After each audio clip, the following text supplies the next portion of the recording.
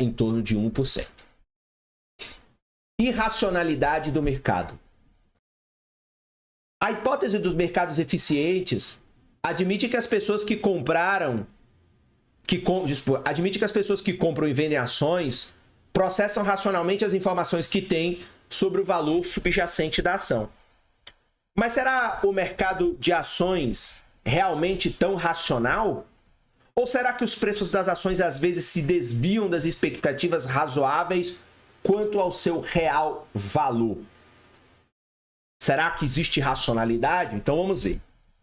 Há uma longa tradição sugerindo que as flutuações dos preços das ações são em parte psicológicas. Na década de 30, o economista John Maynard Keynes sugeriu que os mercados de ativos são movidos pelos instintos animais dos investidores. Então veja, ondas irracionais de otimismo e também ondas irracionais de pessimismo. Na década de 90, quando o mercado de ações atingiu níveis recordes, o presidente do Fed dos Estados Unidos, Alan Greenspan, questionou se o boom poderia ser um reflexo de exuberância irracional. Os preços das ações caíram subsequentemente. Mas, se a exuberância dos anos 90 era irracional, dadas as informações disponíveis na época, isso ainda é objeto de muitos debates.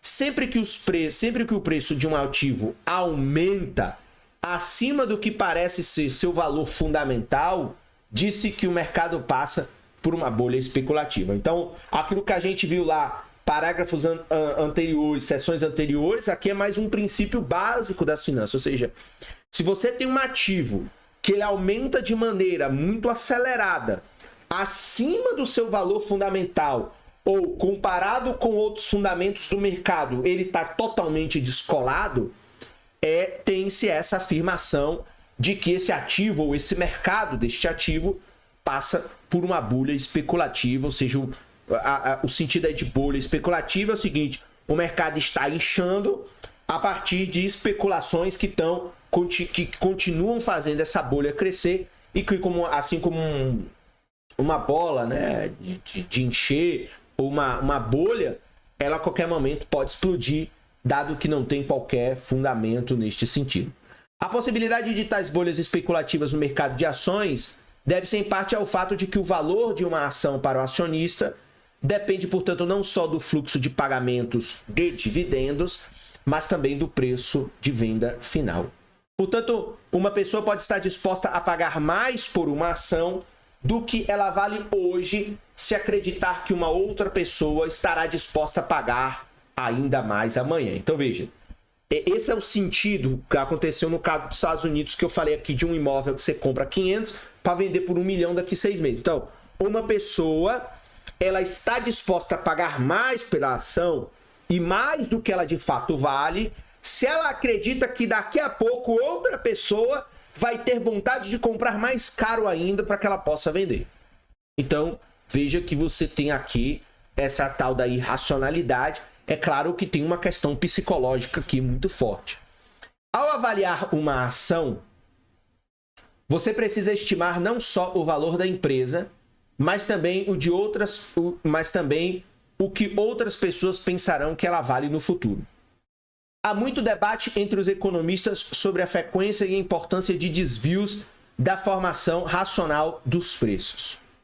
Os que acreditam na irracionalidade do mercado indicam corretamente que o mercado de ações muitas vezes se move de maneiras que são difíceis de explicar com base em notícias que poderiam alterar uma avaliação racional. Os que acreditam na hipótese dos mercados eficientes indicam corretamente que é impossível saber se o valor correto e racional de uma empresa, de modo que ninguém deve chegar apressadamente à conclusão de que qualquer avaliação específica seja racional. Então, de novo, os que acreditam na irracionalidade do mercado vão indicar que o mercado de ações muitas vezes se move de maneiras que são difíceis de explicar com base em notícias que poderiam alterar uma avaliação racional. Portanto, defendem que você tenha um espírito ou um clima psicológico que faz com que os preços muitas vezes se movam de maneiras inexplicáveis. Agora veja, os que acreditam na hipótese dos mercados eficientes indicam que é impossível saber o valor correto e racional de uma empresa, de modo, portanto, que ninguém deve chegar apressadamente à conclusão de que qualquer avaliação específica seja irracional. Portanto, é aquela hipótese. Então, baseado na hipótese dos mercados eficientes, todos os preços estariam, a princípio, aqui corretos. Além disso, se o mercado fosse racional, uma pessoa racional deveria ser capaz de se aproveitar disso. Mas como vimos no estudo de caso anterior, bater o mercado é quase impossível. Portanto, se o mercado ele é racional, a pessoa racional deveria tirar vantagem. E se o mercado for racional e a pessoa irracional, provavelmente os mercados também seriam difíceis de serem explicados ou entendidos. Então, veja como essas informações básicas de finanças ajudam você a compreender um pouco mais. É claro, pessoal, veja, este capítulo do Menkeu é um capítulo raso do que vem a ser as ferramentas de finanças. É claro que é preciso recorrer a um manual de administração financeira, de economia financeira, a mais literatura, para perceber a importância que tem você aprofundar, caso seja o seu interesse, aprofundar neste conhecimento. Mas veja, este capítulo básico já lhe dá vários caminhos que te colocam aí à frente com o propósito de que você aprofunde mais conhecimento. Então, a questão do tempo, a questão do risco, a questão da avaliação das empresas, enfim, você tem uma série